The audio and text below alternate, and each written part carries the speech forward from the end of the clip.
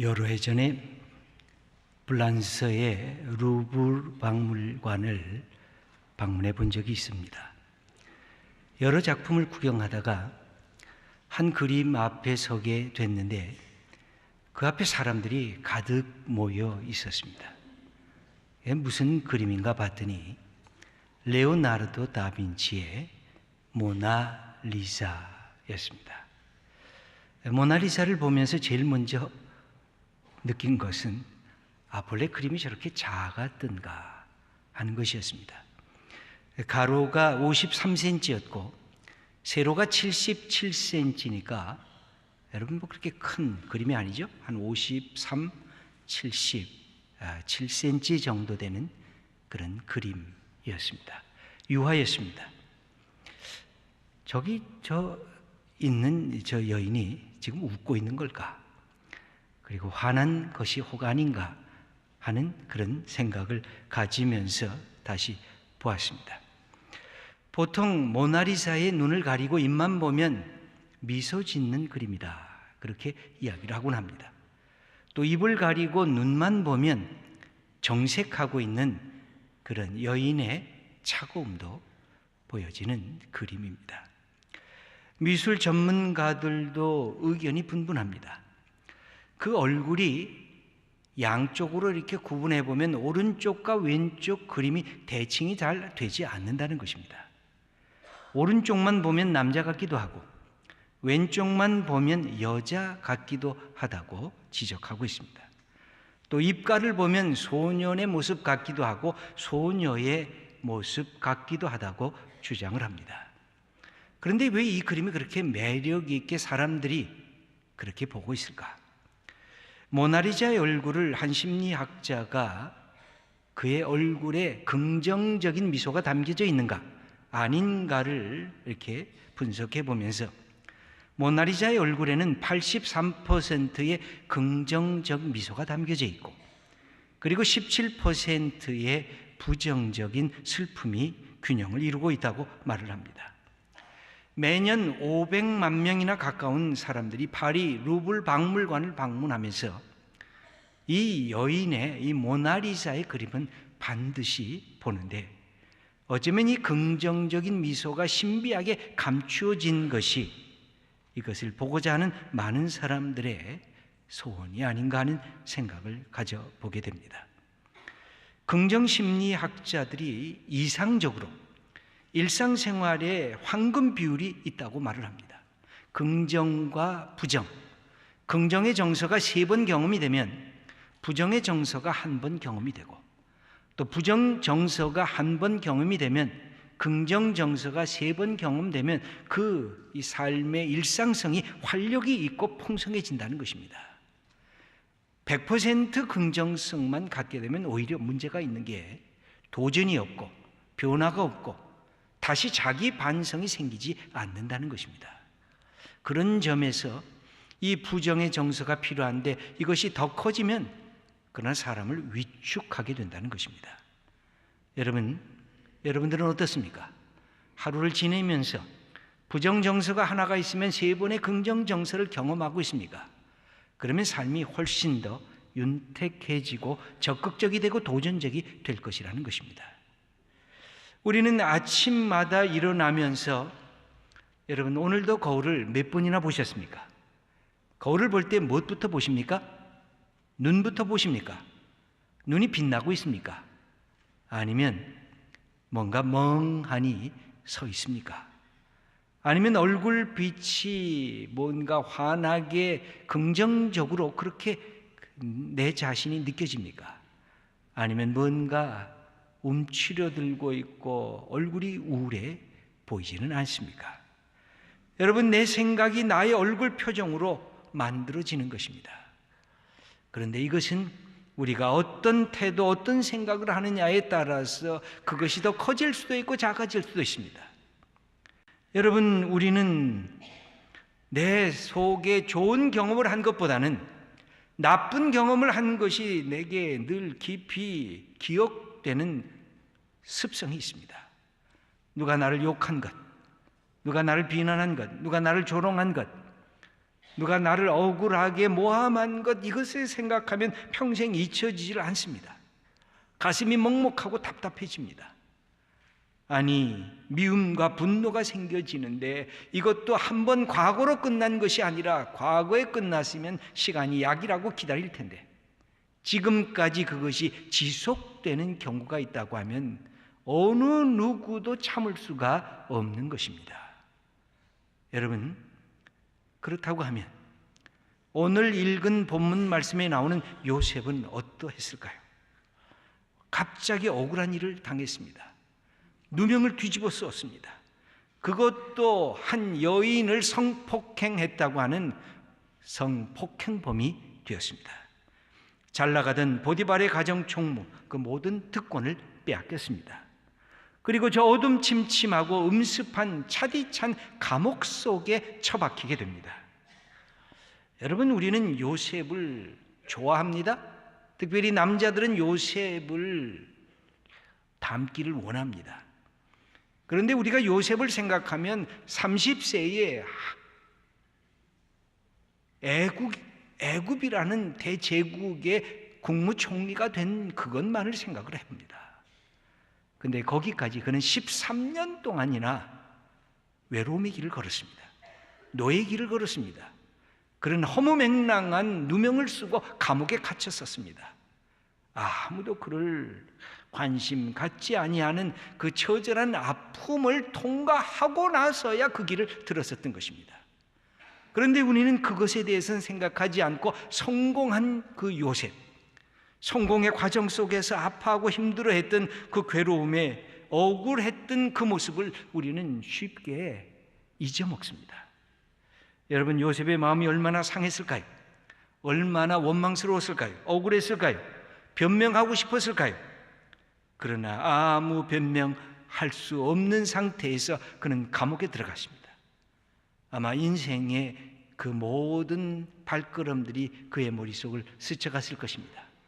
형들에게 내가 팔렸지, 여기서 종살이를 했지, 그리고 한 여인의 모함에서 내가 감옥에 들어왔지, 마치 파노라마처럼 그의 뇌리에 스쳐 지나갔을 것입니다. 여러분, 성경을 읽어보면 놀랍게도 이런 자리에 들은 요셉이 불평하거나 원망하지 아니했다는 것입니다. 저는 정말 그랬을까? 제가 생각할 때는 아니할 수가 없었을 것입니다. 다만 기록이 안 됐었을 것입니다. 그는 절망하고 탄식했을 것입니다. 혼자 눈물도 흘렸을 것입니다. 화를 내고 분노했을 것입니다. 그렇지 않았다고 하면 인간이 아니고 아마 전설적인 그냥 하나의 상징적 인물에 불과할 것입니다. 여러분, 우리가 예수 그리스도를 믿으면서 고난이 다가오면 우리에게도 질문이 생깁니다. 어떤 질문이 생길까요? 하나님에 대한 의문이 생깁니다. 그리고 하나님 앞에서 이렇게 적어도 두 가지 질문을 할 것입니다. 하나님, 이 수많은 사람들 중에 왜 하필이면 납니까? 저놈은 멀쩡한데 왜 내게 이런 어려움이 생기는 것입니까? 그리고 그 고통이 지속이 되면 두 번째 질문을 하게 되어 있습니다. 하나님, 언제까지 이러시렵니까? 언제 가야 이 고난이 끝이겠습니까? 언제까지 기다려야 되겠습니까?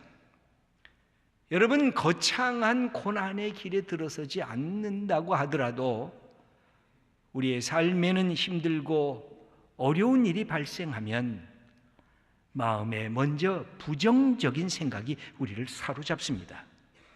여러분, 어떤 생각이 우리를 사로잡을까요? 그것은 바로 나 자신에 대한 내 탓을 하는 것입니다. 야, 나는 형편없어. 나는 멍청해. 나는 아무리 열심히 노력해도 결과는 뻔해. 너무 비참해. 나는 정말 못났어 하고 자기 자신을 꽁꽁 묶어 놓습니다. 그리고 자기 연민과 자기 열등감 속에서 스스로 시달리게 만드는 것입니다. 그리고서는 그 다음 또 탓을 합니다. 남의 탓을 합니다. 아무도 내게 관심이 없어. 내가 아무리 열심히 일해도 꼭 회방 놓는 사람이 있어. 나를 무너뜨리려고 해. 나를 좋아하는 사람은 아무도 없어. 그러면서 이 세상을 탓하기 시작합니다. 여러분, 남에게 거절당해 본 적이 있습니까? 모함을 당해 본 적이 있습니까? 그리고 그것 때문에 혼자 힘들어 본 적이 있습니까? 그러면 사람 만나는 것이 겁납니다.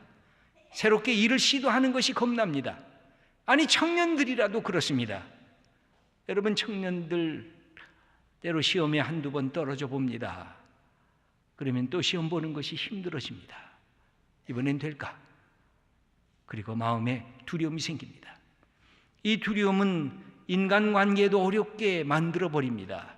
연애할 때도 힘들어집니다. 남자들 같은 경우는 내가 좋아하는 여성이 있어도 데이트 신청하는 것이 겁이 납니다. 거절당할까 봐. 여러분, 인간관계란 정말 어려운 것입니다. 거절을 당하게 되면 힘들어지는 것입니다. 세 번째 탓하는 것이 있습니다. 그것은 환경을 탓합니다. 이 모든 게 이 잘못된 환경 때문이야, 운명 탓이야 하면서 내 탓, 남의 탓, 환경 탓을 하게 되는 우리의 부정적인 생각들이 우리를 붙잡게 됩니다. 그런데 예수 믿는 사람들에게 더 어렵고 힘든 것이 한 가지가 더 남았습니다. 그게 뭘까요? 그것은 하나님 탓을 하는 것입니다.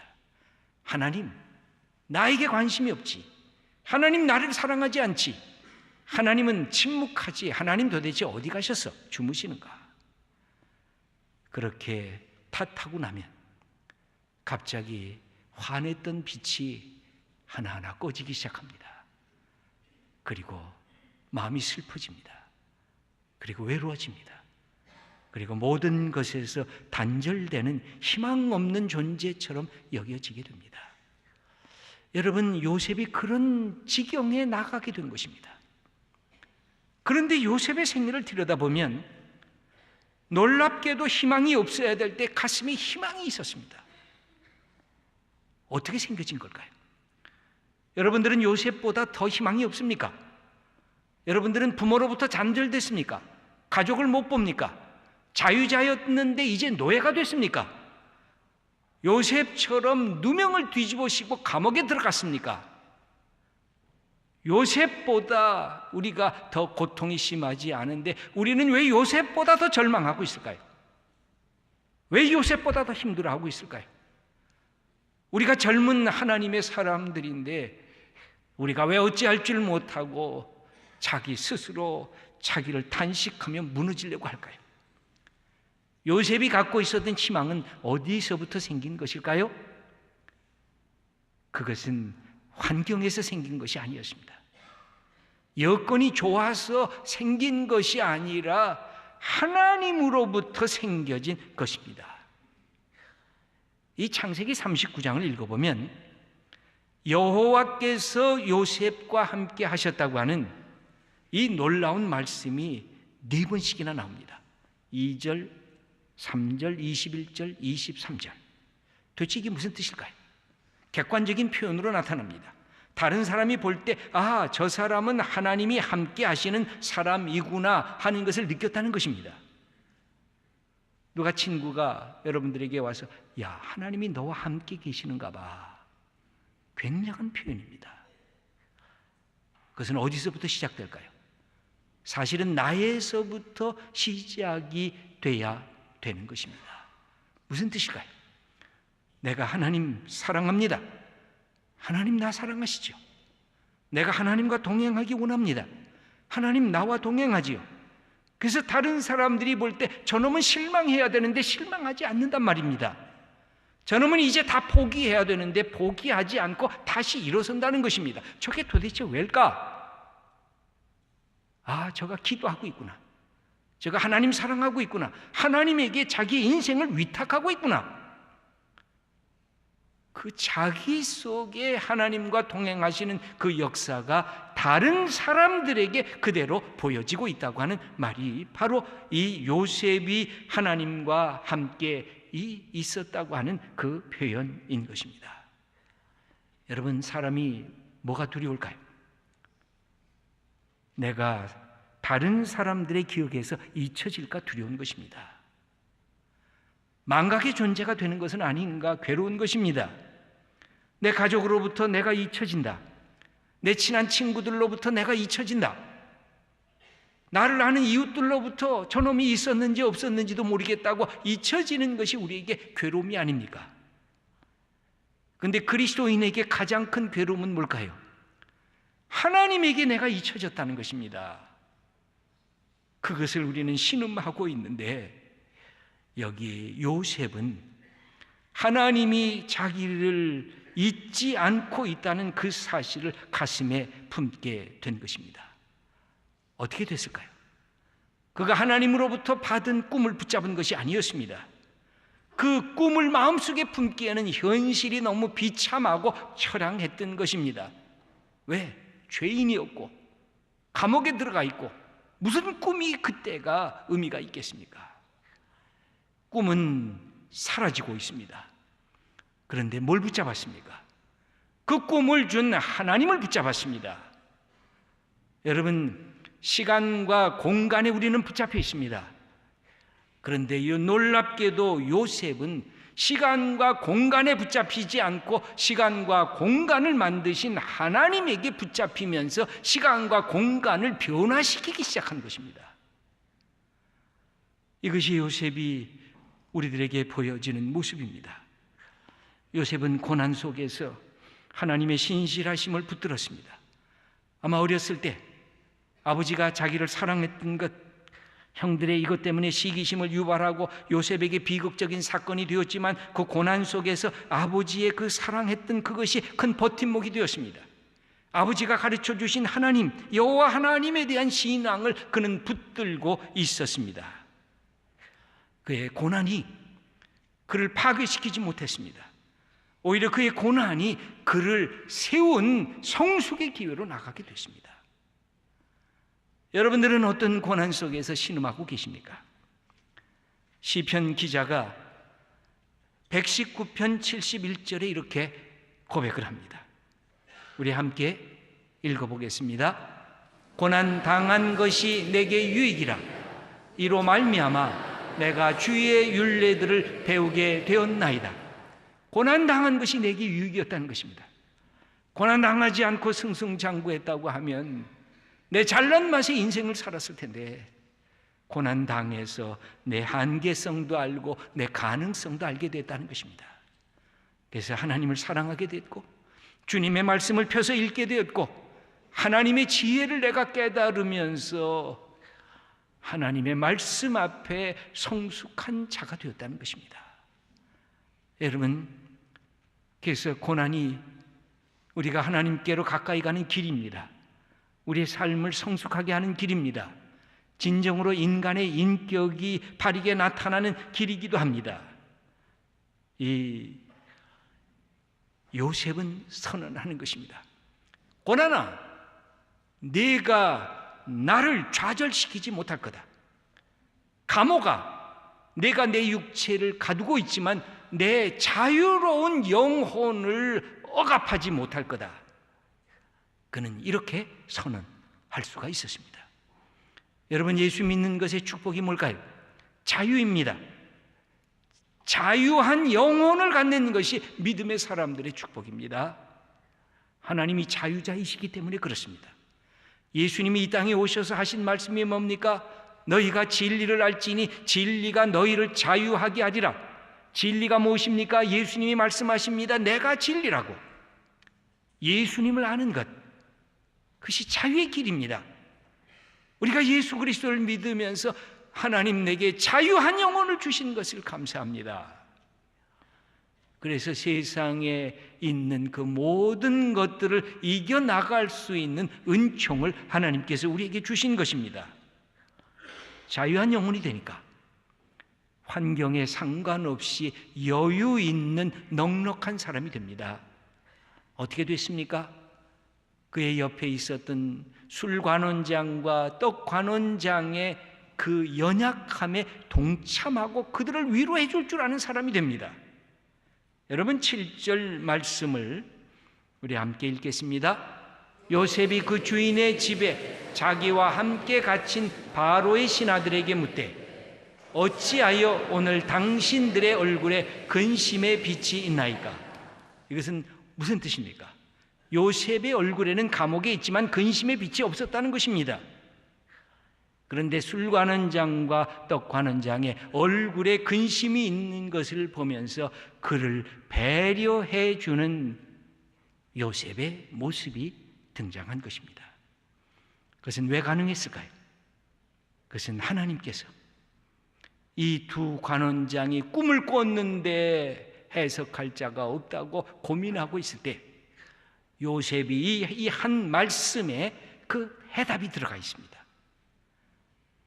40장 8절 말씀을 우리 함께 읽겠습니다.